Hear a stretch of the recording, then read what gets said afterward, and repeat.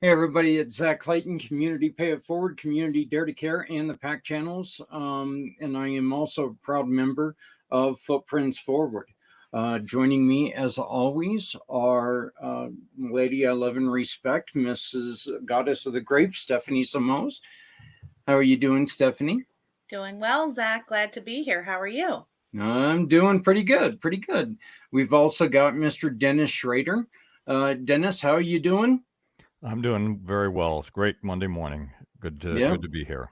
Sure is. It's a Monday morning, so it's kind of weird trying to get started, but it's the beginning of a new week, and hopefully we can help a lot of people.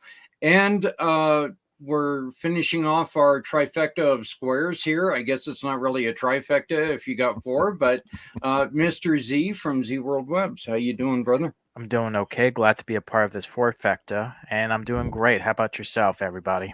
And Zach? We're doing fantastic. Stephanie, if you don't mind, take a moment and talk about what you do. Sure. Hi, my name is Stephanie Simoes. I work with nonprofit organizations and people year-round to assist with fundraising through One Hope Wine. We are a cause-centered winery out of Napa Valley with over $9.7 million donated to date. So what I do is I specialize in fundraising, gifting, private wine events, and wine delivery. And when you pour a glass of wine, it's a great feeling to know that that bottle made an impact for a nonprofit that's important to you. I'm also the co-founder of P&S Properties. We are a small family-run business that's working to curb the homelessness crisis in our veteran communities. We work with HUD-VASH recipients on housing and are working to build veteran communities and housing while providing support and resources. So this mission and being here is important to me because in the last few years in working in the nonprofit space, I've learned a lot about where our systems are really lacking in support. Yes. And I do believe that education and resources for those needing assistance is really important to help bring those number of losses in the other direction. So thank you, Zach. No problem, Stephanie. Mr. Z, you are up. Wow, I thought I would go last. I'm humbled. Hello, world, and thank you, Zach, for running this meeting and everyone for being here. Hello, world. My name is Z, or you can call me Mr. Z. I am a web developer, and I am also a consultant that specializes in helping nonprofits, veteran business owners, and entrepreneurs who are looking to announce upcoming events, book online appointments, and of course, receive and sell products and receive donations and sell products without the use of eBay or Jeff Bezos.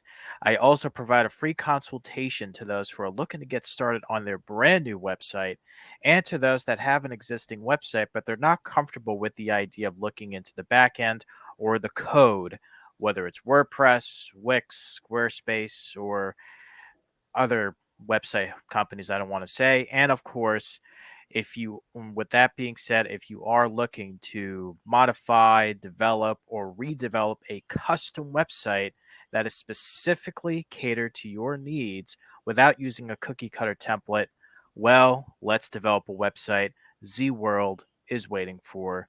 Back to you, Mr. Zach, my brother from another mother. And one of the greatest things about Z in my mind is he is part of the Community Pay It Forward family. So I created the Community Pay It Forward family in ways to make all of your shopping matter. You can support wonderful programs like Stephanie's program will be, like Dennis's program will be, simply by shopping with people. You shop with Mr. Z, you hire him to do your website, and 80% of whatever Mr. Z decides to give us as a referral goes to wonderful programs like Mr. Schrader's. Mr. Schrader, why don't you go on ahead and take it from there and tell us about your program? Sure. Thank you, Zach. My name is Dennis Schroeder. I am a retired Army officer.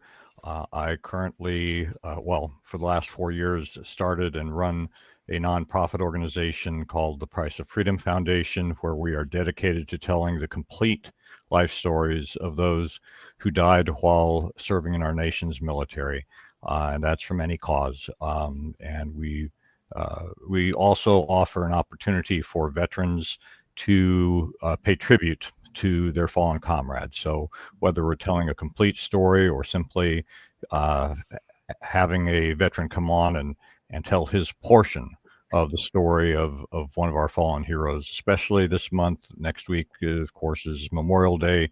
We believe that Memorial Day should be every day, and that we should know more about our fallen than simply the short bios that most of us get to see. Boy, I completely agree with you there, and I'm pretty sure that that's all the way down the line. Hey, before we bring on our Dennis, before you introduce your wonderful friend, we need to talk about what we were able to watch last week, which was the Teen Society or Teen Suicide Prevention Society. What did you guys think about this? Because I know that it was amazing for me to get to talk to her, and I know that the show ran a little bit long, so we couldn't all sit down. But do you guys have any thoughts on what we watched? I loved it. I thought that the 4-question process that she had was phenomenal. I just need to get a copy of it myself. I know that she gave the website. It's still on my to-do list, but I think it's a fabulous way to be able to talk with somebody about it and to elicit whether somebody is thinking about it. Because I know for a fact when that was going on in my life, that nobody had a clue, and you wouldn't have known if you hadn't asked questions. Yeah, you know what, Dennis? Here's the funny thing. Right there's my workbook. I just got it printed out, pretty much right before we came on the air.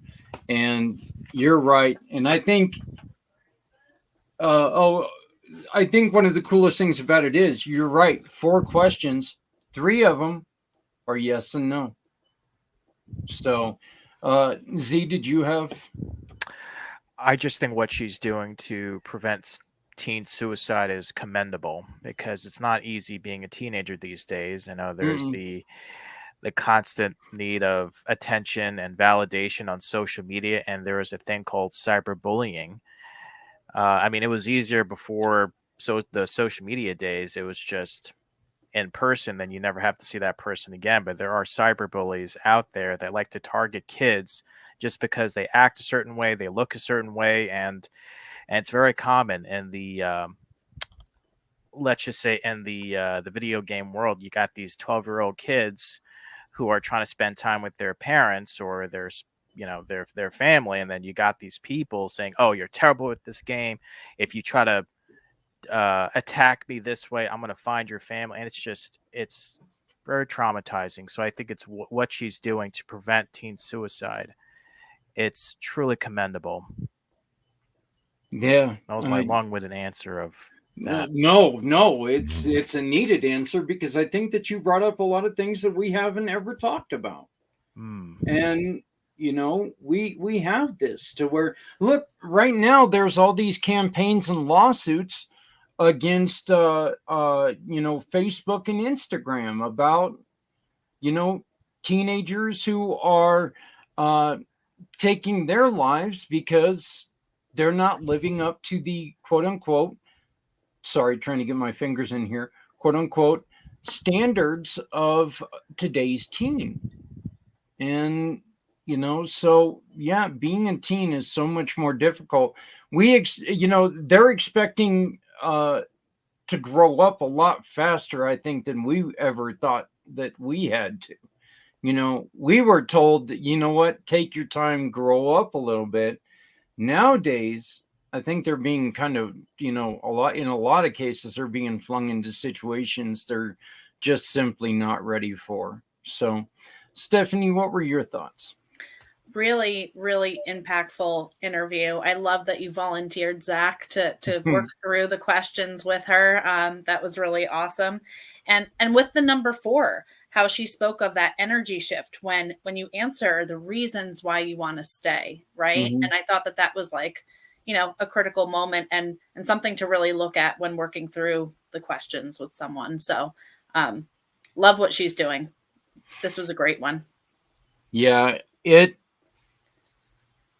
seemed, and I'll be completely honest here. I didn't know I was going to take to heart as much as I did the 4 questions, because it's simply that it's 4 questions.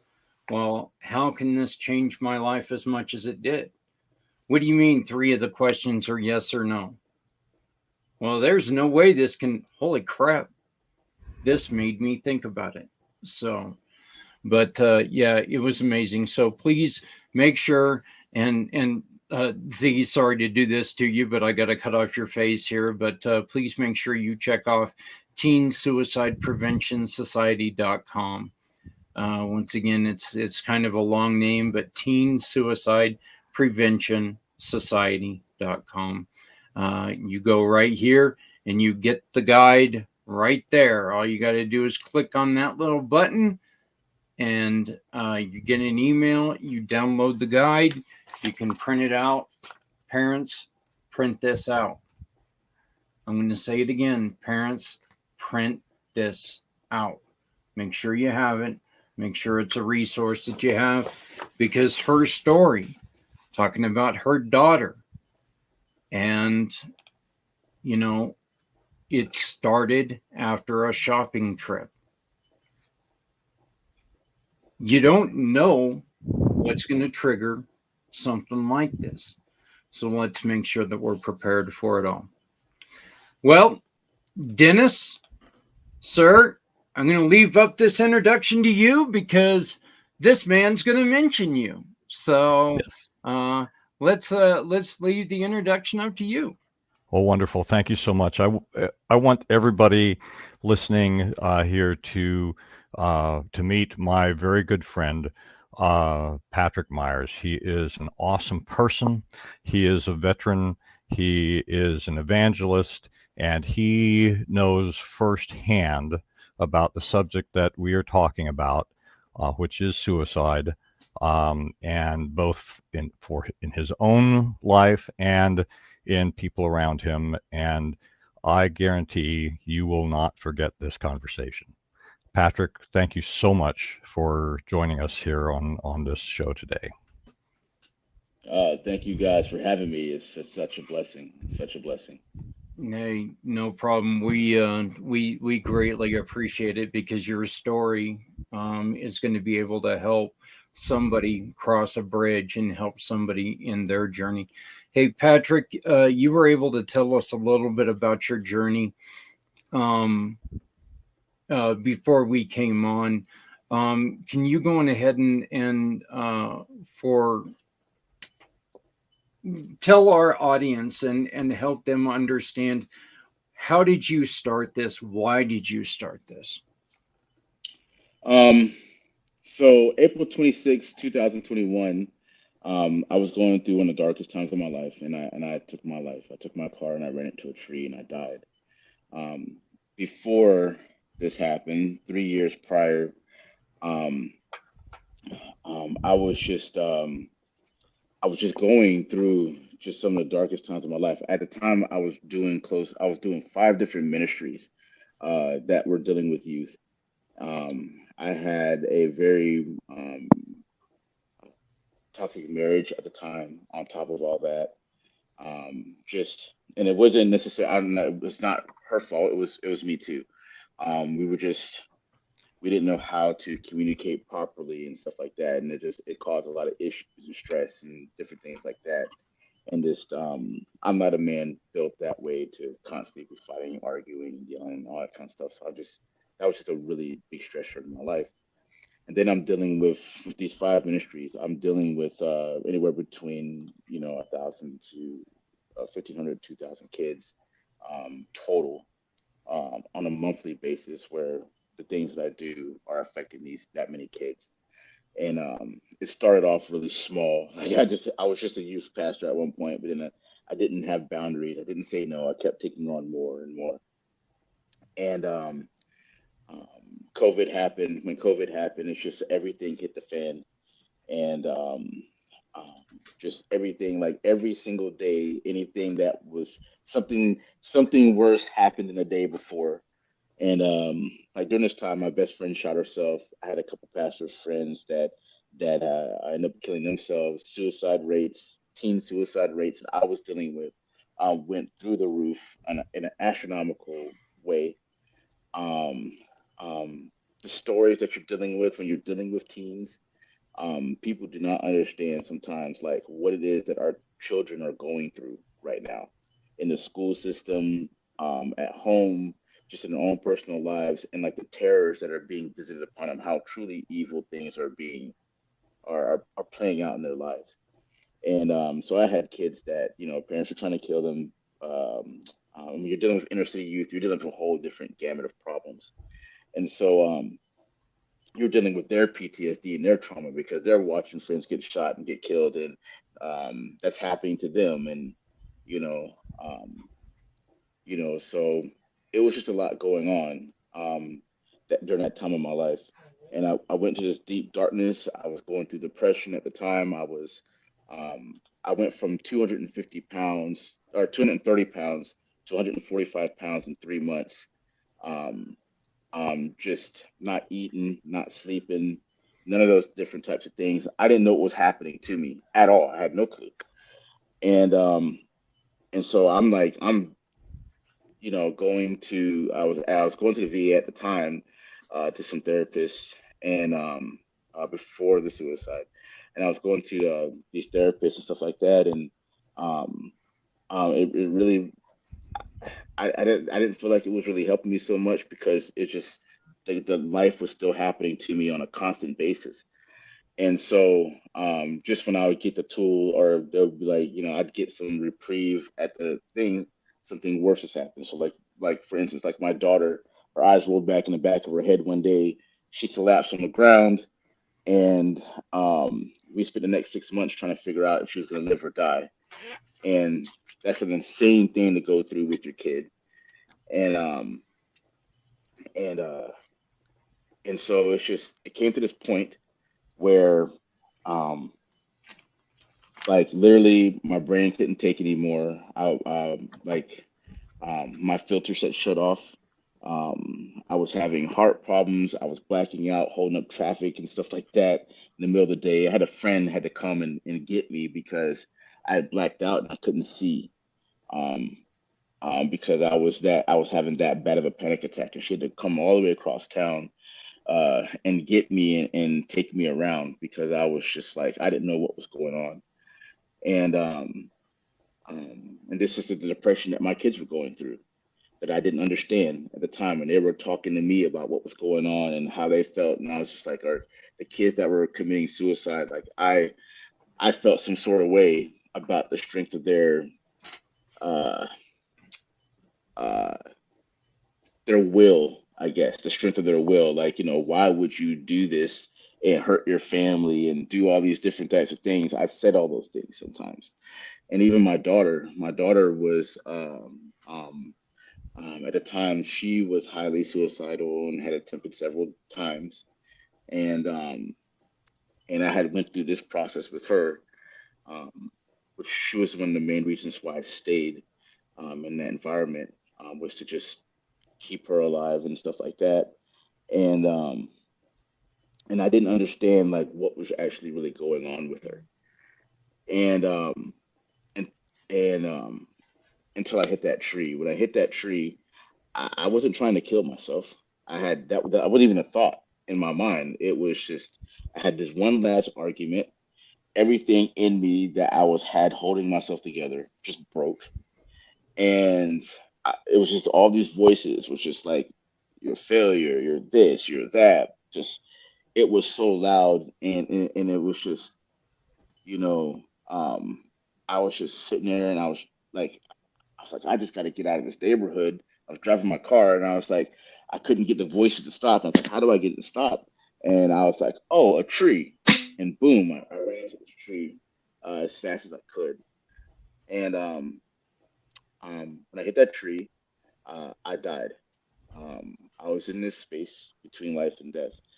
Um, and for me, what had happened was I was in the presence of a holy God. There wasn't no light, there wasn't no darkness. It was just a space, and it was His presence, and His presence that was just um, like we don't understand the holiness of God sometimes. Like we talk about God, we talk about we like yeah He's real. I believe in Him. We don't understand how real and infinite and final that He is.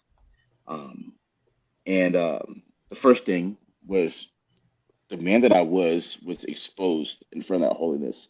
So like I'm doing all these ministries, thinking I'm doing all these things for God, and I'm talking to kids and um, all that stuff. And I was in the realization that none of these things that I was really truly doing was for God. And I knew at that moment that um, I'd probably go into hell. The truth of things is that I was probably going to hell, and it scared me to death. Then the next thing I knew was just this all-consuming love that consumed every fiber of my being, whatever it is that we're made out of, which is infinitely more than what we can ever imagine. Um, was just being consumed by His love, and I thought I was going to die all over again in that place from that love. And then the next thing I knew, I was looking at that tree and I was like, "Oh man, I'm hurt."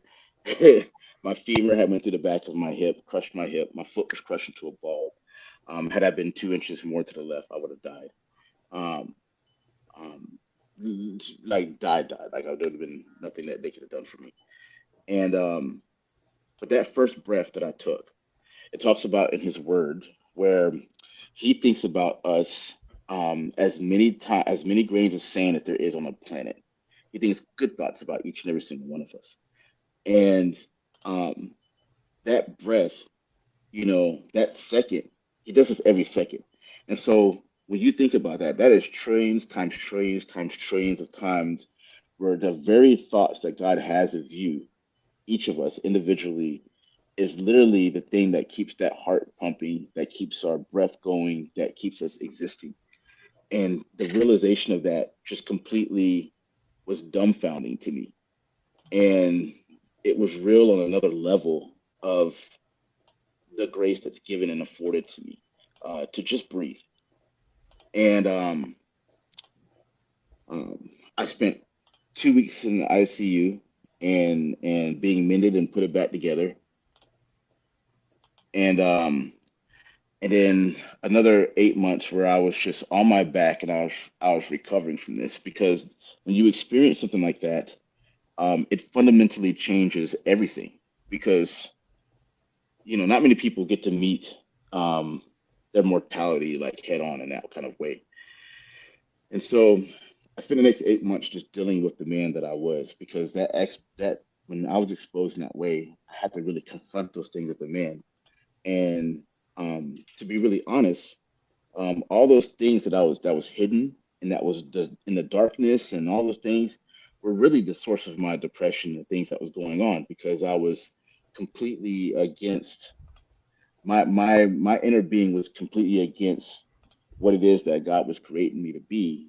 And it was just, when I started dealing with those and giving them to God and being like, I am a liar. I have lied. I am not the best father. I got angry and did different things, or I wasn't the best husband. When I started actually coming to grips in terms of those things and really being like, God, hey, I know I'm not this person. Can you make me this person? Can you forgive me? Can I put this in your hands? Like I went through an 8 month journey of that, and and still highly suicidal at the time, and dealing with the loss of everything. I went from ministries five ministries, a nice house, a car, family. I even lost my dog in this whole thing. Like it was the worst country song ever. And it just really was. Um, I came up here with the clothes on my back and Xbox controller and a backpack. That's what I came up here to. I was in Jackson, Florida at the time. This I came up here to Tennessee. That's all I had, and so I'm stripped down to nothing. And there's this one point where I was just asking God for healing, and he was just like, "You can tell your story," and I was just like, "No, God, there's just no, I don't know, you know what I mean? I don't need nobody to know my story, you know, that whole thing about telling God what you're gonna do or not do." And so I'm like, no, I don't want to do that. Everybody's telling me I need to tell my story and write it and all this other kind of stuff, and I was like, I don't have anything to say to anybody. I don't have I don't have any value in my story and stuff like that, um, and so I didn't do it at that time. Um, I still spent some time where God was just informing me about who I am in Him. I was learning how to walk again. I learned how to walk on the greenway that's behind my house. And in every step of the way, I would pretend like I was holding his hand, and me and my daddy God would just, we'd be walking his path, and he'd be like, "Look, son, I've made all these things for you." And I would see, I'm a city boy, so I'm seeing deer frolicking in the woods and whatnot, and I can see trees, and I'm walking like it's the mountains out here to me. So I'm, I'm out here, and I'm like in the mountains, and there's like a creek and a river and all this kind of stuff. I've never experienced this stuff before, and I'm just walking with God through this, and he'd be like, remember that verse about sitting beside the still waters, how I restore your soul? And there's literally a creek sitting right there, and he'd be like, man, son, have a seat. And I'd sit there for like an hour, just having peace and hearing that water and understanding like a little bit more of God's heart for me. And so all these things are happening and forming me, and then and then I started talking to people. I told my first person my story. It was a maintenance man that was here in my complex, and I told him my story about what was going on in my what happened to me in my life. And he was like really one of the first people I told.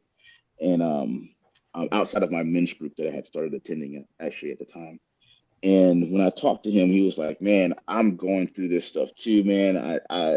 I'm having trouble with my wife and these different things. Not trouble with his wife, but he's just going through different things that was going on in his home, and he was just feeling that pressure, and was just like, I've been thinking about it. He was actually a veteran himself, and it it sparked something. And then this thing I know, I started telling pretty much everybody I came in contact with what had happened to me. And then I was being invited to talk to men's groups and different things like that. Uh, and the next thing I know, it just took me in this whole other direction, telling my story, and then and the impact that it was having. Like I couldn't understand like how almost 90% of the people that I was talking to were struggling with suicide, and my youth that I'm talking to, the youth especially, man, the need out there for these youth is astronomical. Our men, especially our men, in this day and time where manhood and all that kind of stuff is under an extreme attack, and um, just these men out here are just suffering on a level. And then like even like the women, there's several women friends that I've talked to and met, where it's just like 90% of the people that you talk to are dealing with this or have dealt with this or are struggling with it real time right now. That's a high number, to not be doing anything about. And so I ended starting, actually, it's only been about a month now. My friend Dennis, I was transitioning from another thing that I was doing. And I was like, man, I don't know what direction I need to go into. And he was sitting across the booth from me. And he was like, well, have you ever thought about podcasting? And I was like, well, you don't know. He's like, man, you have a story that you could tell, man, and you'd be so great at doing this. And I was like, you know what? I never told anybody this, but like a year ago, when I was going through all that time, the Lord had put that on my heart to start podcasting. I already have like a men's group that I'm doing and several different men groups that I'm touching around in this area, and different ministries that I'm doing. And and I was like, oh man, you know what? I was like, why not? Let's just pray about it, and we'll just see what happens. And if God wants me to do it, then He'll open up the door. And then, man, we prayed about it, and I didn't understand the ride that I was going to go on. Like it was just like the doors that opened up were stupid. Like, meeting some of the best podcasters in the world, like day after day, we're like, I can't believe this is happening. It was so crazy the ride that we've been on. Uh, like even being on this show, it's just it doesn't even make sense because like I woke up this I woke up this morning. It was like he's like, hey, we're doing a podcast today, and we're gonna be on the show. You're gonna tell your story and be a part of this thing. I was like, oh, cool, So it's God is just so good when He restores you. And so what I do right now, I founded a company. I'm founding a company right now called a Call Esh Global. What that means is consuming fire in Hebrew, and which is what happened to me. Like God hit me with that consuming fire in that space between life and death. And when you're hit like that, it changes everything. And one of the companies the media company that was coming out of that is the Pit podcast. And and what we're doing with the Pit podcast is it's a group of men that comes on, and we talk about the issues of manhood because a lot of depression, anxiety, all of these things. It talks about in the Bible. It says in Isaiah 26:3 and 4, it says, "A man whose mind is stayed on me will have perfect peace because he trusts me, for I'm his everlasting rock." And the implications of that verse when it talks about the mind, I never knew the Bible talked about. Um, I never knew the Bible talked about mental health. And when you break that word down in the Bible about mental health, or about what the word mind means in Hebrew, it opens up to this huge implication of like the way your mind sees things, how you form from the traumas that you have been through, all these different types of things, and that was like a very healing factor for me. I've been going so about 9 months after I was going to therapy and all that kind of stuff to deal with that whole issue of suicide, the trauma that I've been through. And I'm not against going to therapy, but therapy was just, it was opening up wounds, and I couldn't get those soul wounds actually healed. And um, and they had great advice, but I needed something deeper. And when I started getting into my work, it said his mind is stayed on him. The only way you can keep your mind on him is to actually start going to your word, reading your Bible, praying, like connecting with your source, because he's the source of your life, the very breath that you have. And we're I'm gonna just say it bluntly. I don't have any other way to say it. I think we are very arrogant as humans, um, to think that we can't control our heartbeat, we can't control our next breath, and then we are so arrogant to believe that that means our life is our own. Like there's nothing that is providing that source. That's an arrogance on another level. And um when we start to connect back to him and he starts informing you of who you are, and we humble ourselves and be like, God, I can't breathe without you, because that's the truth. I can't make it to the, like, his thoughts is what keeps your heart beating, because you cannot do it. Not one person in this chat or on this on that's listening to this, or at no point can they go, I'm gonna keep my heart beating, stopping beating for 30 seconds. They can't do it. And even if you try to hold your breath, you still gonna have to take a breath unless you put a bag over your head or something. You got to do something. And so like you're not even in control of that. And that's the truth of who God is, because his thoughts, no matter how you think about him, are what keeps you alive. And so when you start connecting back to that and you humble yourself before him, and you're just like you're understanding that the only thing he has ever asked any of us to be is his son. That right there by itself was a game changer in my life as far as healing, like truly healing. Because, like, as his son, he doesn't say that I'm a failure. He says I'm more than a conqueror. As his son, he says that I am loved and cherished before I was even in my mother's womb. Is what he says. Um, he says there's no condemnation in him. Like, he never looks at me and goes, "You messed up." He always looks at me and goes, "Get up, son. Let's try this again. Let me help you this time." That's his heart for me. And that right there is what started to truly heal me and get me to that next step. And I mean, and then not just that, I had brothers that were around me. I had my men's group at Revolution Church. Particularly, I'm going to shout them out. It's these guys, Matt, uh, Matt, Jeremy, and Eric, my pastor. Logan also. These were um, major guys in my life that, like, would tell me who I am and would step into the lane and come and get me when I was going through depression, come and get me out of bed and be like, "Hey, we're going to lunch. You're not sitting in this room."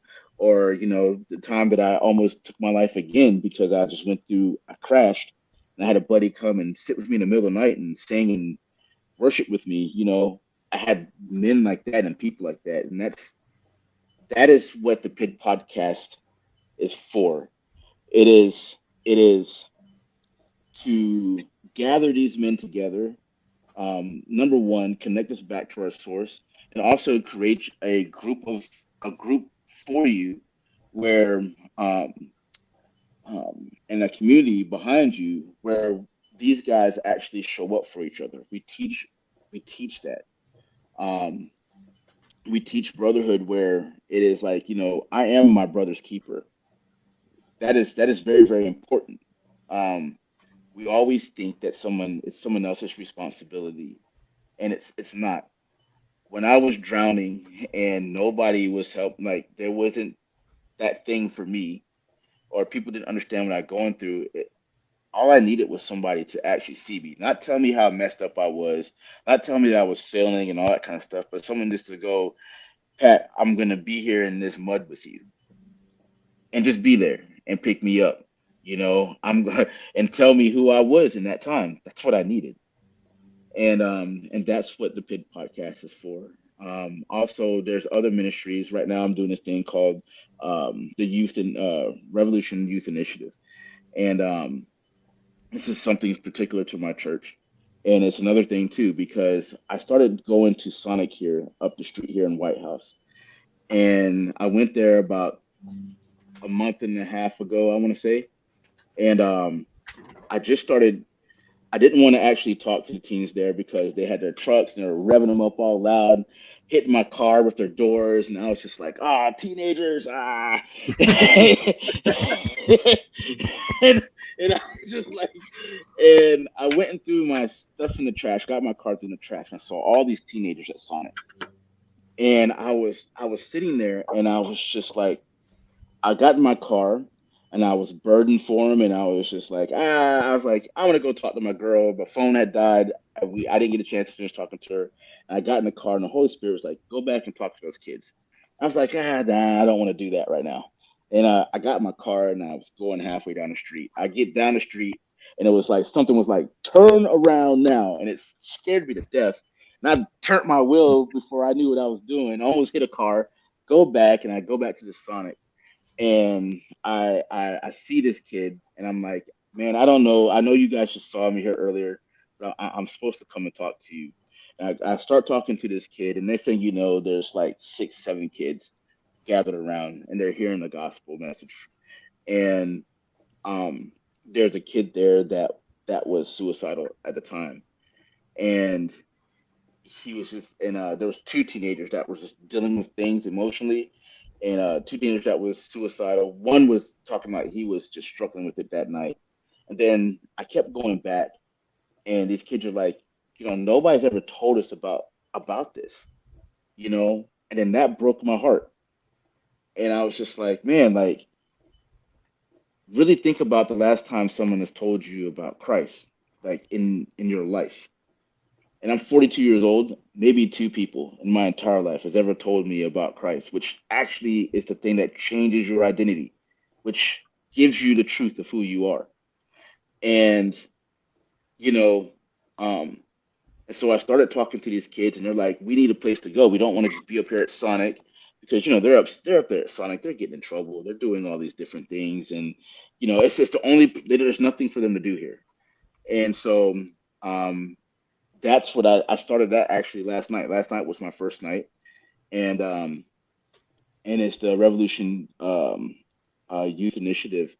And what we are doing there is we are I we are it is not a youth group where you just come and you're going to just learn about, you're going to sit there and eat cookies and sing kumbaya. We're not doing any of that. What we are doing is this is for youth to take initiative in their life, for us to teach them to take initiative in their lives and to pour back into their communities. Because 16, 17, 16 to 20-year-olds can have an impact right now. That is something that I seen happen when I was in Jacksonville. I did this thing called the Missing Voices Project. And what it did, it taught kids on the margin how to do ministry outside of the church. And when you gave these kids these tools, the kind of programs and things that they came up with on their own was beyond anything I could ever think of, because they knew the issues and the climate of where they were. And you gave them the tools, man. Oh, man, it was just, you know, you had kids build an Oculus room. You had um, kids do a um, a ministry that was reaching the pregnant and expecting fathers and mothers for the teens that were in their area. You had kids that were reaching the LGBTQ community. It was pretty insane how big these programs were and what they came up with. And so the intention is to do the same thing here, because once your kid knows who they are, because that's the biggest thing that's happening right now in our schools. Identity is coming under attack. That's just the truth of it. We want to, some people want to sugarcoat it, some people want to deny it, but the truth is the more that our kids are confused about who they are, the more, the harder it is for them to actually succeed in the calling and true purpose of their lives. And so you have to go in and have somebody, the world is coming after them hard.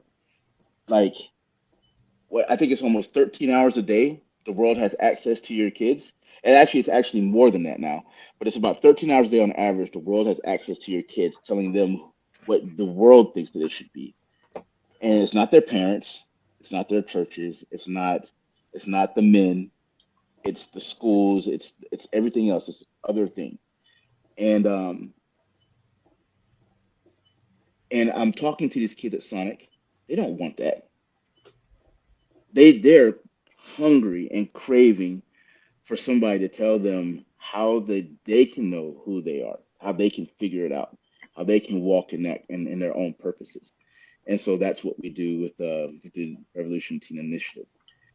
Also, another thing I'm doing now, I'm working with this lady named Joanna Daniels. It's called Safeguard Our Schools, and she's in Sumner County, and we're getting ready to do 5 youth rallies. The first one's going to be in White House on June 9th. And these youth rallies, it's the same thing. We're going to be informing the kids about who Christ is and what their identity in Christ can be, and also that they can stand up against the things that they're being taught and stuff like that, and being told that where they know it's not true, but they don't have a way to actually voice, because they're being shamed, they're being singled out if they have any other opinion of what the agenda is. And so it is to tell them, hey, you actually have a voice, and you have to come together with that voice so you can have power in that voice. And so that is one of the things that we're doing, and it's going to be one in White House, one in Harrisonville. Um, um, I can't remember the rest of the cities because I'm new here. Portland, we're ending up in Gallatin, and then there's one other city that's pretty hard hit with lots of drug abuse and because of poor economics in our county in that area. Yes, thank you for that, Dennis. I was Welcome. like drawing a blank. And then there's this other thing called Sumner Prevention Coalition. And these ladies that do this, they're absolutely amazing. They're somebody that I believe you should have on your show. How they connect, it's a prevention on drugs, suicide. I actually hosted a suicide prevention one at my church where they did, and which is very, very dear to me. And they are ones that stand in the gap, and they have panels and forums where you come to it. I think it's quarterly that they do it, and you can come to it, and there'll be a panel of people that are actually discussing the topics on how or why the issues are affecting our place and how you can come and combat it and come alongside and partner and help them overcome those things that they're doing, different organizations and stuff like that. It is by far one of the coolest things that I've seen. It was something that I was hoping I was trying to start in Jacksonville, and they're already doing it here, and they're doing it at a very high level, which I was just really, really impressed with. Like, they gave me a booklet with close to 300 different resources here in Sumner County that nobody even knows exists. And they're for veterans, they're for single parents. I mean, anything you can think of. If you're homeless, if you need food, if whatever you can think of, there's a program out there that can help you. And that's what Sumner Prevention Coalition does. They bring all those things together and get that information out to the public. And so that's what I do. That's a lot. Yes, it is. I was like, what? So what do you do with all of the free time you have? Disc golf, man. Never mind. Yeah. Disc golf, man. Yeah, Patrick, one of the things, and Dennis warned us about this. Dennis warned me personally about this. I can't remember if it was co-host is here again. But Dennis was warning me about this.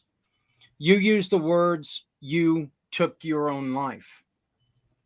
You're Yes. obviously still sitting here. Can you explain this?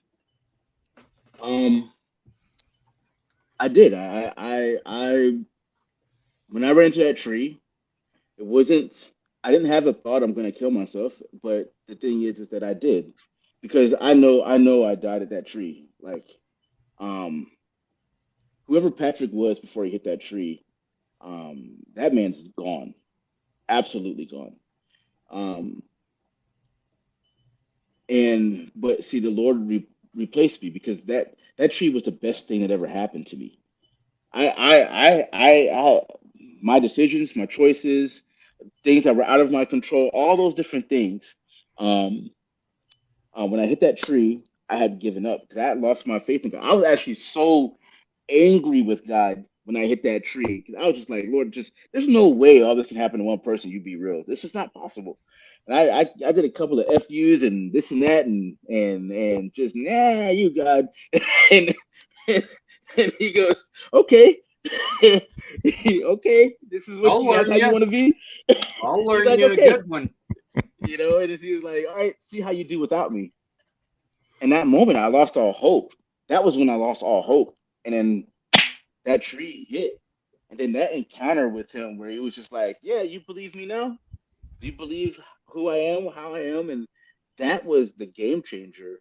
Absolutely. Because the thing is, I took my life, but it wasn't mine to really take. It was always his to give. And when that first breath happened, like,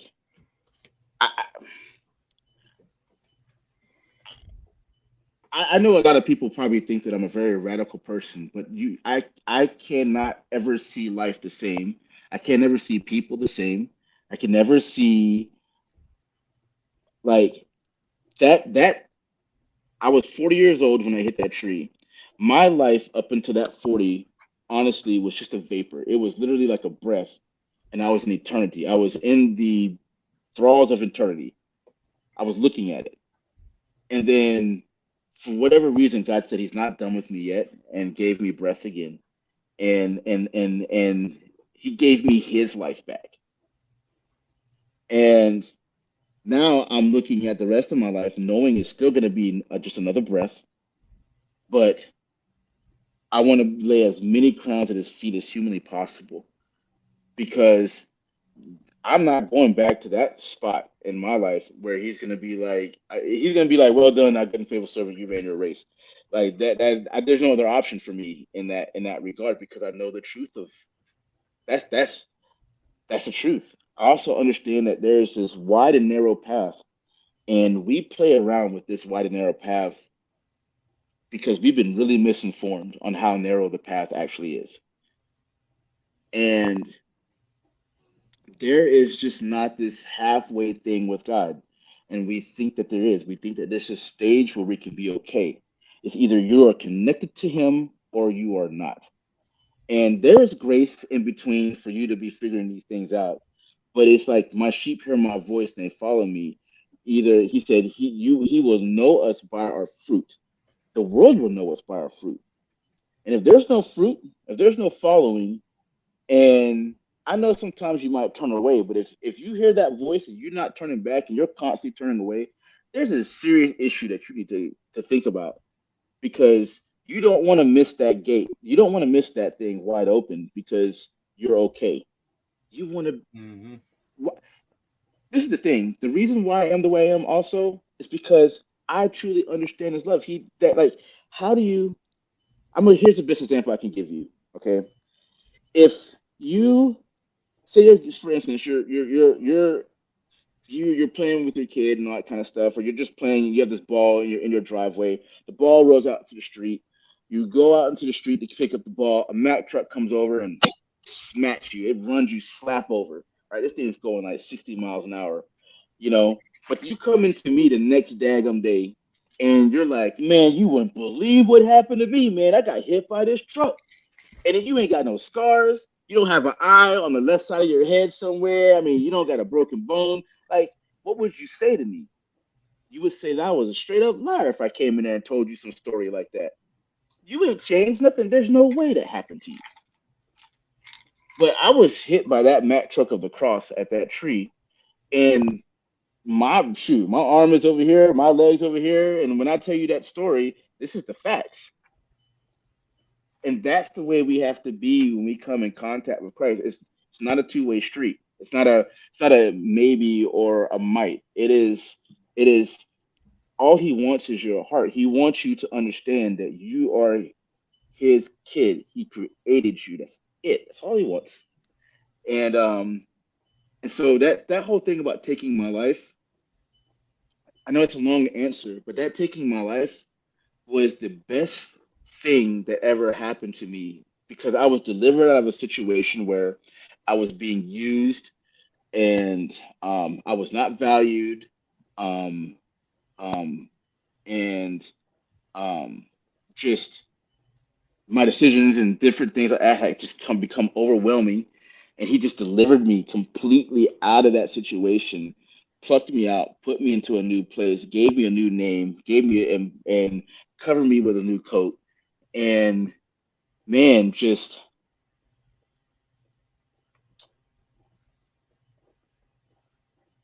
you can't take what's not yours.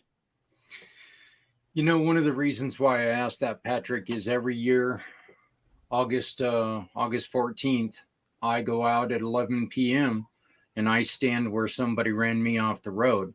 I don't say, that my life was taken, but I do say I was reborn at that moment. So I do understand. I'm like to take real quick, and we're unfortunately coming to the end of the show, but Stephanie, Z, Dennis, do you guys have any questions? I'm going to let the others go first because I get Yeah. to talk with this fantastic guy all the time. I'll jump in really quick. You should totally write about your story. I will say that. I'll jump on that bandwagon because it is impactful. I literally have chills when you spoke about your interaction, with the tree incident. And one quote that I read recently that came to mind as you were just speaking and wrapping up is, I don't just pray when I need something, I pray regularly to express gratitude. So that's kind of something that stuck out just hearing you speak. But your restart is definitely a huge life pivoting direction for you, and you being asked to speak in various places, so impactful. I love the Revolution initiative that you're working on, and it's so true. Kids today are consumed by outside sources in a much bigger way, I think, than in the past, for sure. I have 4 kids myself, with one on the way, so this is something that's definitely concerning. Is this initiative that you're working on just in person in your area? I was curious about that. So right now, because this is where I'm based, and just I'm like I said, I'm still in the middle of starting my life completely over. It's at Revolution Church in this area in White House, but I do have plans to. I believe it belongs to the community personally, and that's my heart's intent. I want to reach the masses. End of story. And I know that's what God has called me to. And so, where are you at by chance, Stephanie? I'm currently in Northeast Pennsylvania, but I was just curious if there were plans to kind of take it out of the immediate area, or virtually, or online, Yes. or something, some kind of connection. Every way that I can reach somebody with the gospel of Christ, I'm going to find it, and I'm going to try to do it. Well, I know there's the one guy who runs this thing called the Pack Channels that would be interested in you going on ahead and joining them and using that format to maybe spread your word if you're interested in doing that. I'll introduce you to him. He's me, so we're going to be talking tomorrow anyway. So I am very interested. Yeah. So, Z, did you have any questions before we get to our? The only thing I have is comments. Patrick, thank you for sharing your breathtaking story, and a great way of putting that Patrick was reborn, because the old one, who would have known what he could have been if we didn't meet the new Patrick? You mentioned that you are a city boy. So what are your thoughts on the great outdoors with deers and waterfalls and creeks? Like, do you find it more relaxing to be in the great outdoors and seeing unicorns and deers and whatnot? Man, I'm never going back, man. I'm thinking about getting me a pair of boots, man. So, no, actually, this is. So I'm just gonna be blunt about this too, man. So when I moved up here, I was like, I moved to Cottontown. So I'm black, moving to Cottontown. I was like, oh my God, this is the no. I got a little buddy, Patrick. I got a little buddy that I was over the road with, and I invited him to come camping with my family and myself. And he looked at me, he goes, "Man, you ain't seen no black man in the woods on his own." No. That's how horror stories start. Yeah, man. I've been living that life apparently, man. That's another story for another day, man, where yes. I actually got attacked in the woods. And someone tried to take my life in the woods out here in White House. And then but how God turned that whole thing around. Oh, absolutely. But yeah, I love it here, man. This is the most, I've never met better people. To be honest, of all the places I've lived, I've never been treated better as a person. You have your experiences being a minority in these kind of communities and stuff like that, but I don't care about those. So that's just ignorance in people, and that doesn't from the overall experience, man. It's just been a blessing, man, and just rest. And man, I love it here, man. Just to slow down. Like, you can't go any faster than 30 miles an hour anywhere. So like, you get a lot of time to think and just, reflect on things, reflect on how you're just like, you're not going to yell at that person in front of you. That's, we're not going 40 in a 30. So I do have one question I'd like you to address, because I'm afraid some people may get the wrong idea. When you said that your running into that tree and taking your life was the best thing that happened to you, I'm a little concerned that somebody who may be saying, "Oh gosh, maybe this will be the thing that's going to change my life around too." And I'm really hoping that that's not the message that we want people to get. No, the message is don't run into a tree. The message is connect to your source before that happens. Amen. I like that, Patrick, because I tell people all the time, you know what, if you want to get into business, do it. It's one of the greatest things that you can do. Follow your heart, get into business. Just don't do it the way I did it, because I ran into a fence at 25 miles an hour and that shit hurt. So don't do it that way. So yeah, find your own path. There's definitely other ways to do it. But we always close this out, and I'm sorry, Patrick, but we're up on the top of the hour. But Stephanie, from this conversation, what is it that you're going to take away? I think it's pretty clear, Patrick, you're meant to be here to share this, and I truly believe your story is going to impact and help so many people. So I can't wait to follow your journey with reaching the masses. Thank you. Dennis? That's so cool. That's so kind. Thank you. Well, I'm just so blessed. I get to fellowship with Patrick, and definitely call him one of my very best friends, because he is. And I'm just happy that we are able to share a little piece of who he is on this show and this program, so that others can get to know him, and get to know your maker. That's what I would say. Get to know your maker and have a real relationship with God. That's great. Mr. Z.